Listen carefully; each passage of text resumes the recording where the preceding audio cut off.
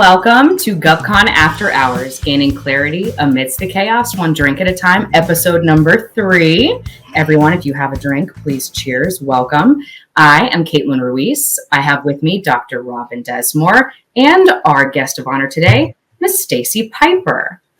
And with that, I'll kick it back over to Robin to introduce even further who's who and why it matters. Awesome.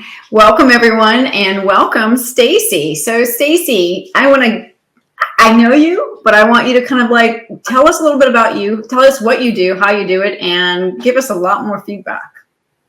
Excellent. Thanks, Robin, and thanks, Caitlin. Thanks for having me today. Well, I'm really a career marketer. That's the bottom line. I'm a business owner now for the past 7 years, but really I self-identify as a marketer. New category. I'm going to drink to that one. I live in Fairfax, Virginia with my husband and teen daughter and our 4 rescued pets. Awesome. I have my undergrad and graduate degrees in marketing, my graduate degrees from Johns Hopkins. And I started my career in advertising, sales, and design. So everything that's like straight commission sales and, traditional graphic design, which you would think of. But then I moved over to hospitality marketing, even in big restaurant brands, all the way to the Smithsonian Institution. And then I landed in professional services marketing, and I spent 20 years there before starting my own firm. Awesome. Yep. And I know, Stacy, when you and I talk, all 3 of us, to Robin's point, have known each other both in formal and informal ways. And one hill that I constantly die on, actually each one of us in our separate industries dies on separate hills. Mine specifically is the recruiting versus HR section of life. So I always say recruiting is a growth function, HR is compliance. We are not the same. And I know in Robin's world, contracts people are not the same as lawyers, which is not the same as there are all, fine lines, right? And in your world and conversations you and I had actually even this week, I remember talking to you a little bit about corporate comms, and you were like, corporate comms is not necessarily the same as marketing, which is not the same as graphic design, which is not the same as, the value pack stuff that you get in the mail, which actually to your background, I know you were a part of, I think it was that, right? Value packs. Exactly. That was a cool story. But in general, how, in terms of kind of defining marketing, and in GovCon, all of us are in GovCon as a service provider, and actually Robin will be as a GovCon herself shortly. But how would you define marketing, and how does it differ, really? Like, where's that line? Why does it matter? Talk to us about that.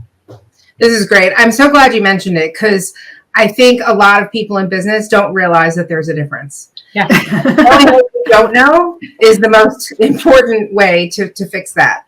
So I would say that marketing is a set of strategic activities and processes for creating, communicating, delivering, and exchanging offerings that have value to customers or clients or partners, right? So at the highest level, I would say corporate comms is not marketing. Corporate comms is basically the cost of doing business, the cost of owning a business. It's validating that you're a legitimate company, right? That's things like your logo, your website, your sales collateral, your basic messaging, your press releases, your templates.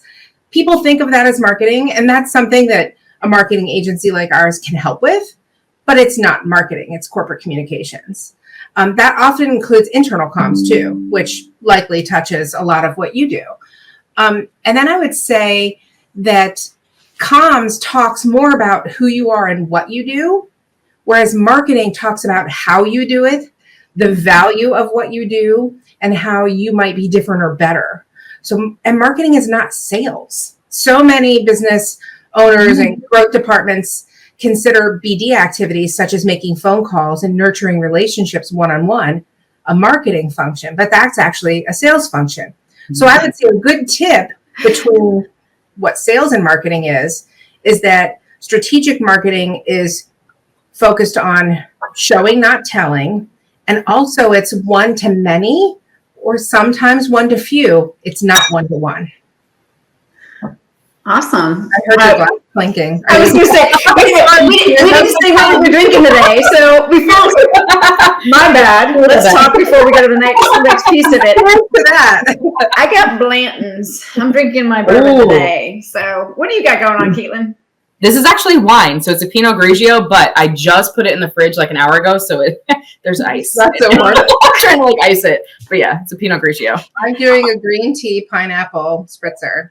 Ooh. Awesome. So yes, but I'm taking it heavy. It's been a long week, so I appreciate that. So, Stacy, one of the things, and I know Caitlin's touched on it, and it really is important. And I know it's important that between the branding, the marketing, the sales, and when you're a small business, it's all overwhelming because it is hard to segregate how all of these things, and you have one bucket. So you're like, it's all this, and just throw it into that particular bucket. But I really want to know the role of marketing for small businesses and any growing business, right? Because just for announcements, I got my 8A this week, and which is why it's been kind of a crazy week. Yay! That's exciting for me, and I'm like going, oh my god, now I have a whole lot of new things I have to worry about. But also, like, what is the market? How does the marketing play in that growth strategy that I have to build and I have to plan on, because that's the definite expectation of any 8A. So, how in our arena, in the GovCon arena, would you best put this for somebody growing like me or any other small 8A or small business in general? Absolutely. Well, congratulations on getting your 8A. Thank you. So one thing before I launch into kind of maybe the steps or stages, I would just say, always remember that nothing is finite. It's always iterative because your business is changing, your customers are changing, the market's changing, your solutions might change. So you're going to have to go back and do some of it again and do it differently. Right. But I would say the very first thing that small businesses need to do is they need to do things which validate them. So this is in that corporate comms. This is like your website, and especially for government contractors and 8As and small businesses, it's a CAPE statement. Yep. And not just one. You start with one, but you customize ones. Several. Yes. But then after that, then you really need to start to build brand reputation, name recognition, top of mind awareness. And this is kind of all of that, like organic content, like social media, video. You could do some paid stuff like paid digital, pay-per-click. And this is where I would put event sponsorship. Okay. Yeah. And then as you are looking for teaming partners, or trying to break into agencies where you might not have a personal relationship, that's when you really need to start using marketing to engage and inform your target audience. And so for that, you'd be using like articles, conference presentations, writing technical blogs on your own website, producing like lessons learned or tip sheets, things like that.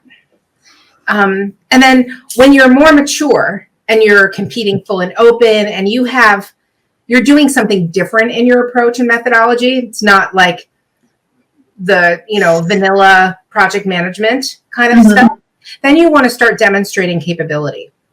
Okay. And so this is when you're getting deeper and you're showcasing your methodologies, your approach, any IP you have, and you might do things that are a bit harder for you to do, and it's more time for the individual prospect to engage with, like white papers and webinars and demos.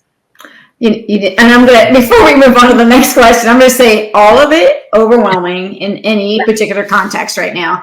And I appreciate that. And you, especially your expertise in it, because yes, all of those things. Yes. And it keeps me up at night right now. I have to be very honest. So, but I appreciate it. And I'm only going, oh my goodness. Okay. I got to start writing. I want to write everything down right now, but I'm too busy. After hours, I'm done for the day. So exactly. Thank you. Yeah. I was just talking about the small and growing, like you mentioned. Once you get to be more mature, or if you're a products company, then you have to start thinking about conversion, demand generation.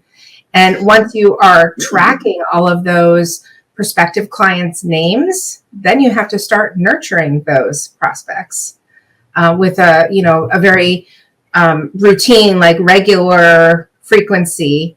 and giving them things. Yeah, you need another sip after that, right? Maybe we should have shot glasses. Wait. That's brilliant, actually. That's actually a great idea for an episode. And we say this, we all do a shot. Shot. Well, that lends itself well to our next question, which is around strategy. So how do we get from there to desired outcome, right? So to your point about building that employer brand or awareness, or even being a products company, right? How in the world do we, in terms of effective marketing strategies or planning, what have you seen work well? What have you come up with just from your own tried and true over time? Any specific client examples? If you have fun, cute stories, we love those. Yes. But in general, what works well from your experience in terms of marketing strategies? Well, so my first answer is always, it depends, right? Yes. Every marketing strategy depends on what the goal is and what the business, the business goal and then the marketing goal, all ladder up. But my first words and things that I usually say to my clients is, don't let perfect be the enemy of good, right? Yeah. It's better to get out there and start. And so I would think if your budget as a small or emerging is fluid enough, I would start with pilots rather than trying to plan a whole year that you can set a budget on. I would start maybe with quarterly pilots, because it's hard to plan a year in advance when you don't really know who you are yet, or you don't know who's going to buy what from you, etc. Yeah, try some shit out, right? Yeah. Well, can you explain pilots a little bit more? Because for me, I'm like, please. What do you mean, Stacy? What? Right. It's a trial. It's a trial period. And so I think this is what I think I want to accomplish. These are the things that I think will get me there. Okay. And this is the messaging that I think will resonate with this audience. So I'm going to try it and just agree to test and learn and be comfortable in that space, test and learn and iterate. Because a lot of our, unless you're putting a billboard on the side of the highway up in Baltimore, you can change things on a dime. If you're doing digital advertising or publishing web content or social media content, it's changeable. It's, so I would just say, don't be afraid to try things and start small and just kind of keep getting your momentum, see what works, and then start to build more structure around the stuff that's working. So the things that I see that are working most in professional services firms, especially those who sell to the government, is thought leadership marketing. And so, right, if you're the thought leader, Robin, of your business, or Caitlin, if you're the thought leader of your business, we need to position you as the subject matter expert. And so to do that, we do thought leadership marketing. And that involves everything from your own personal persona to the content we generate on behalf of the company. And so the place where this falls short is a lot of business owners and thought leaders don't see themselves as a writer or a publisher, so they just don't do it. But there are ghostwriters out there, people like me, who can write content on your behalf in your voice. And so putting out your thoughts and your perspective and owning it is really going to be the core of that thought leadership marketing. Yeah, the first thing, honestly, that comes to mind, well, honestly, two things. One, I always call it gifted authority. So all the speaking stuff that we do, things like that, the thought leadership. I like that, right? Gifted authority. It's a gifted authority for the entrepreneur, for the service provider, right? And then the other thing that came to mind was A/B testing, right? Just general commercial marketing, A/B testing, right? So that's essentially the piloting, right? You're hey, I think so. My world of recruiting, I think this type of outreach or this type of program or this type of paid search, whatever it is, I'm going to test it against this market and see if it yields the results I'm hoping it yields. Now, the timing would be interesting. Do I try it for a quarter? Do I try it for a year? Do I try it for whatever? For marketing, I don't know if your yields, your timelines are longer than maybe because I think in general, honestly, all three of our services are back office services that people fucking don't think are billable or worthwhile or valuable. And they constantly do shit like that, right? Well, how much time till I see the revenue, right? The return on it or whatever. And all of our returns look different in terms of value that we bring to any corporate or As a client-facing entrepreneur, it's a little bit different, but in all of our corporate capacities, because we all started there, we fought that fight, right? So for your world, is it a quarter? Is it less? Like, how long do your pilots run? Yeah, it depends. But Okay. it depends on which strategies and programs you're attempting, right? Okay. Like if you're doing digital strategies and your goals are like driving website traffic, you can see that immediately. Mhm. You can see impressions, reach, and clicks, and you can change your targeting or But it's usually revenue, right? I want revenue to come from marketing. I want revenue to come from contracts. I want revenue. Robin's going to learn this now that she's an official government contractor. You can't close deals in the government in days or weeks, and likely not even in months, unless it's small enough for a P card, right? Unless it's a sole source, 10K and under.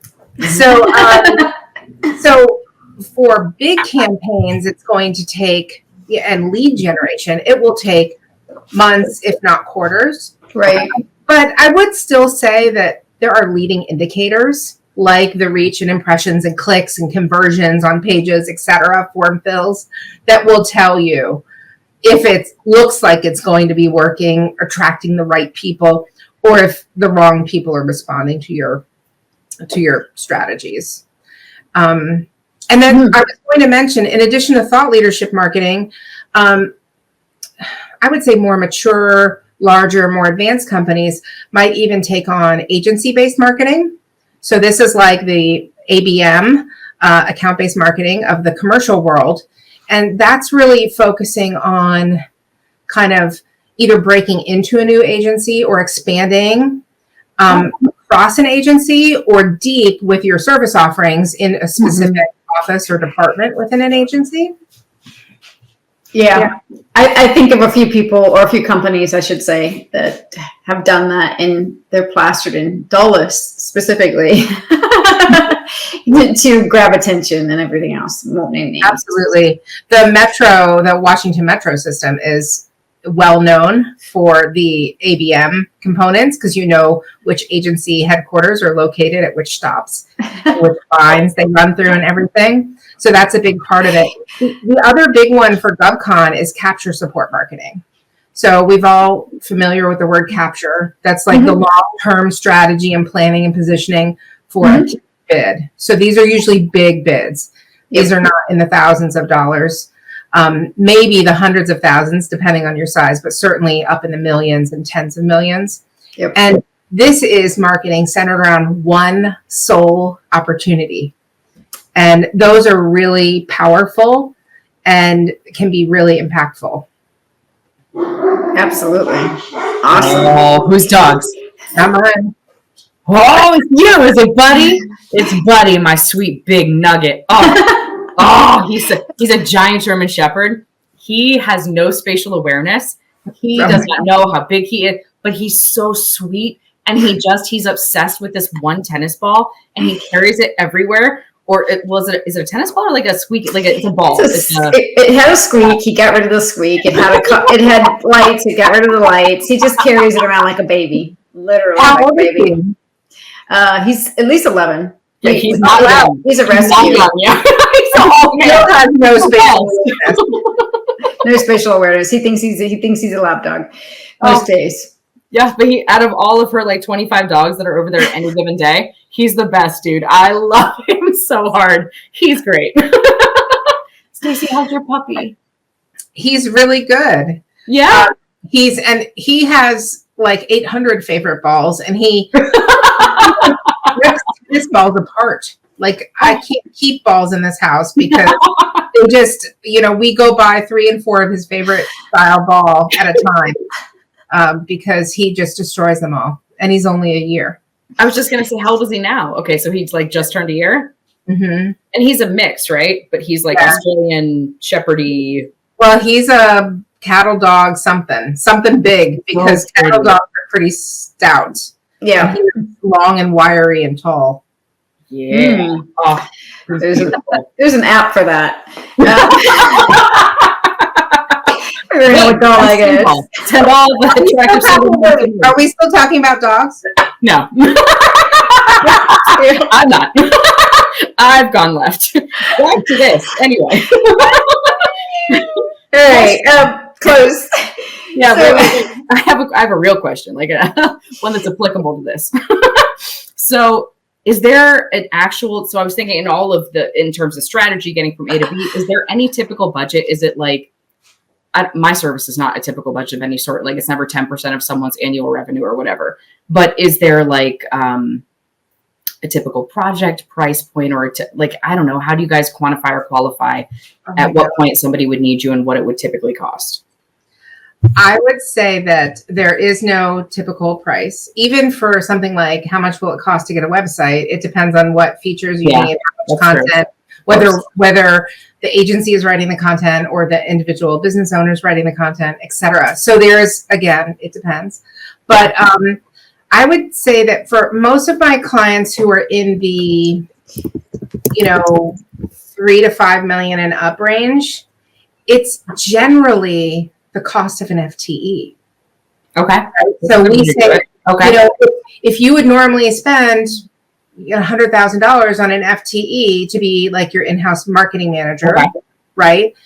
Plan to spend that with an agency, but instead of one person with one set of skills, you're going to get access to a team of people, each with their own expertise. And because, the limitation with an FTE is that if you get someone who's a great writer, they might not be a designer or a strategist and vice versa. So lots of times when you can only afford one FTE, outsourcing might be a helpful solution. Yeah. Is there talking about the timing and everything else like that and how much it's going to cost during that timing? Timing is everything. So is there a more ideal time for, especially small businesses as they're growing and stuff like that, that is most helpful or most advantageous for them? That's a great question. I always think you need marketing all the time, right? Yeah. Yes. The moment you stop, that's when people forget about you. And there's so many hundreds of competitors in your space. And really, I feel like, especially for the 8As and smalls who are not competing full and open, right? It's mostly based on their relationship and then validating that they're a company.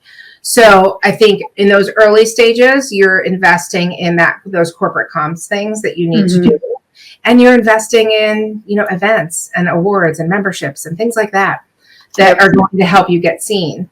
I think once you you've got that kind of under control and you have a little support as the business owner, you have a couple other leaders in your business, et cetera, then that's when you would want to turn on some kind of a steady drumbeat, particularly with your social media and digital presence, because that makes you feel bigger than you are.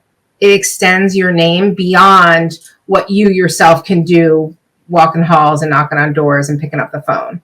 Right. So I would say the most common time that people look for someone like me is if something breaks, if their website breaks, if their website has information on it which is outdated and doesn't represent who they want to be seen as today.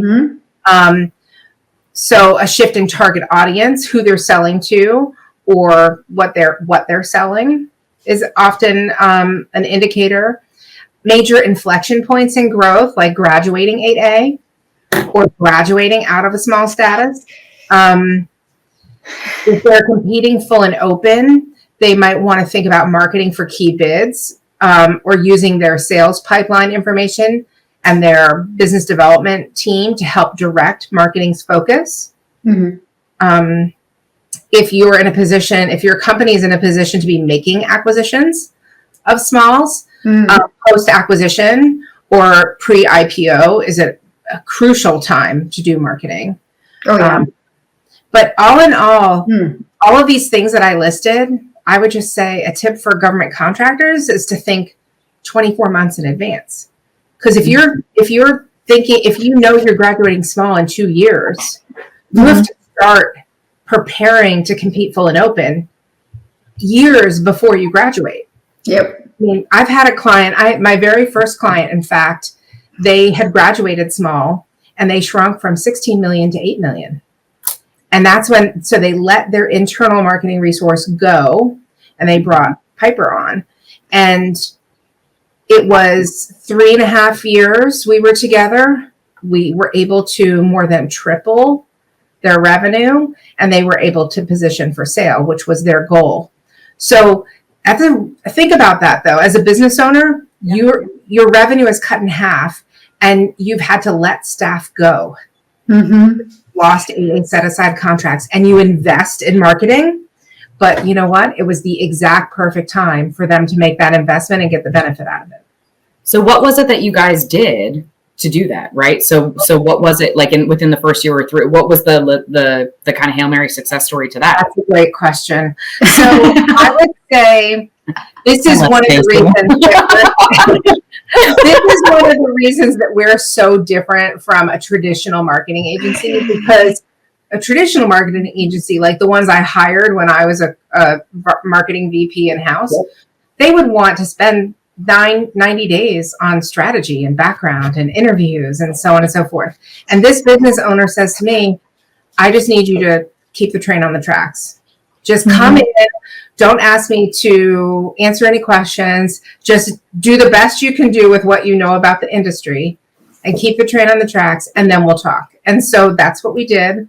I reported to the CFO and the CEO of that company for the first 2 years exclusively until they regained momentum and grew.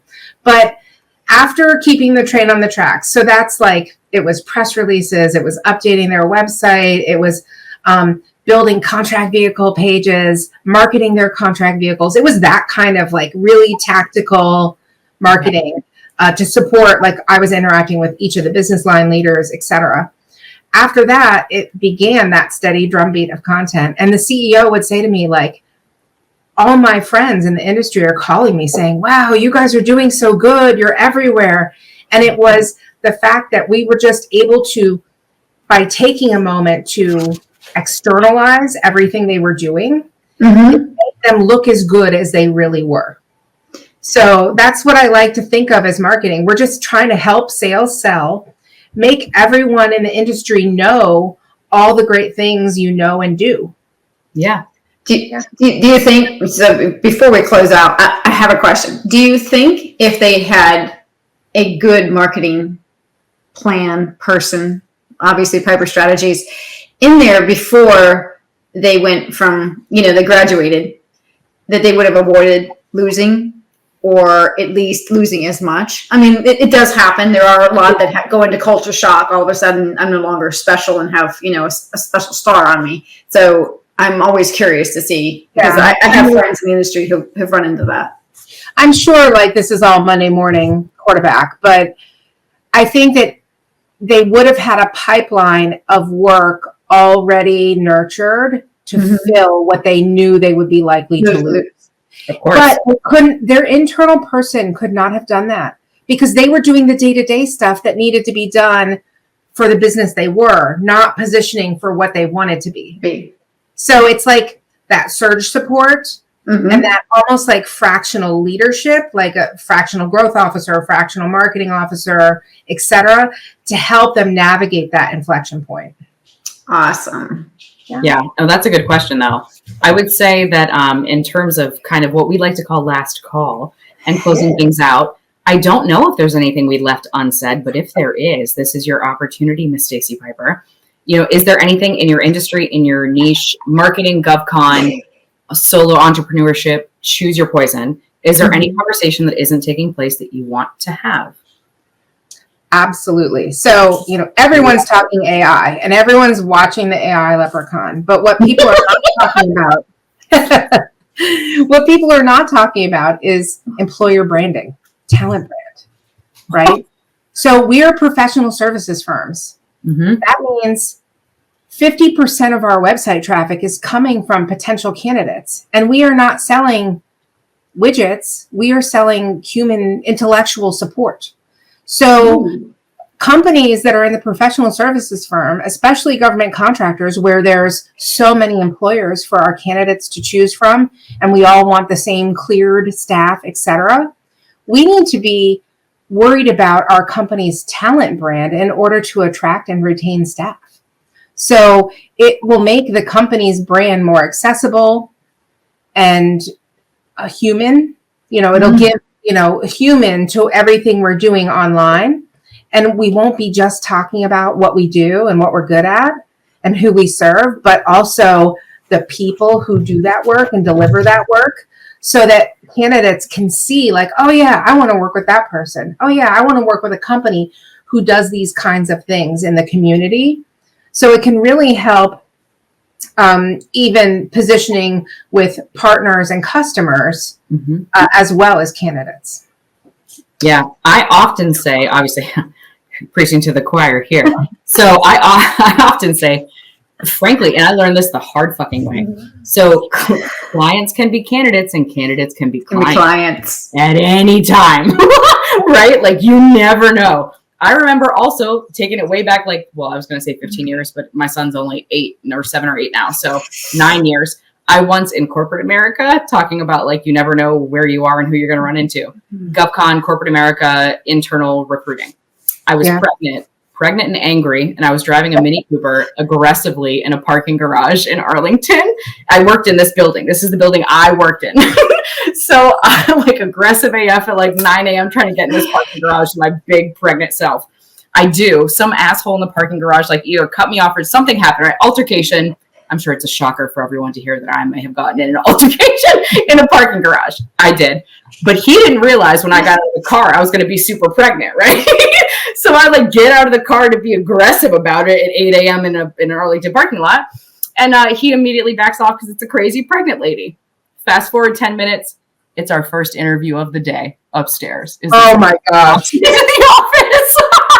And I will never forget it. And it was just the most beautiful like life version of clients can be candidates and candidates karma like, all the time, right? And also my first client as a consultant when I went out on my own came from a direct referral from my most junior team member that was laid off in my last corporate in-house position. So like everything is full circle. How you treat people matters. My goodness. But yeah, candidates are clients. Clients are candidates. People matter. You never know who you're going to run into. And this world is small. It's very small. Yeah. How did I not know that you drove a Mini Cooper? I drove a Mini Cooper too until I was about 7. Right. Did you really? Oh, yeah. Robin, What? Me too. Seriously. What color? Mine was bright red. Mine was what called buttercup blue. Oh, mine was cream with black racing stripes. You had the stripes? I had no stripes. Mine was manual. Was everyone's manual? Mine was auto. Oh, I was auto too. ladies. Oh, come on, y'all. No. So sorry. Yep. No, I definitely had one. And Layla fit in it.